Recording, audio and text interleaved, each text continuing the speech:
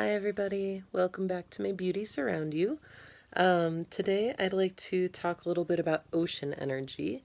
Um, I just started this painting today and once again sort of went spur of the moment, so it's not quite done yet, but it will be before Friday comes along. And yeah, let's get into the ocean a little bit here. Um, Recently, I was watching The Good Place actually, and they talked about a really interesting concept of sort of death and the transformation that lies within that. And the idea basically is that um, we can see a wave, we know that it's there, and it seems to be an actual visible, tangible experience. But then when the wave comes into shore, it simply becomes water um, in a different form. And it's um, it's not that the wave wasn't water before, it's just that it was expressing itself in a different way. And it's been kind of on my mind just as a concept. I've been by the sea lately, and I have had a lot of opportunities to watch the waves. And yeah, it's brought a lot to the forefront of my mind.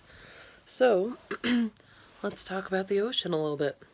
I think one of my favorite goddesses out there is a Greek goddess known as Amphitrite.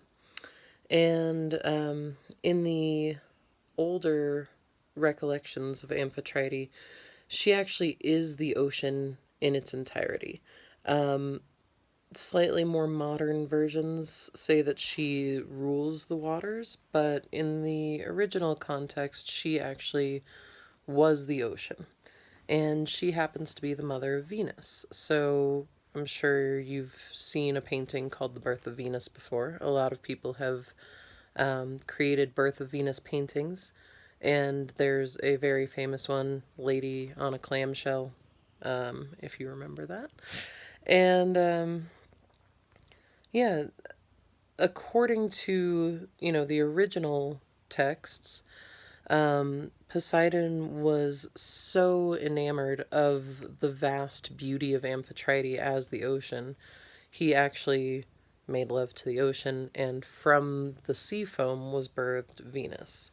More modern tellings will say that it was more like a tangible concept of a man and a woman rather than a man in the ocean. But it's interesting nonetheless to think of the ocean as one entire entity and an entire being. And it makes a lot of sense for me. You know, the water is itself everywhere you go, and its powers are beyond our frail manipulative powers that we have.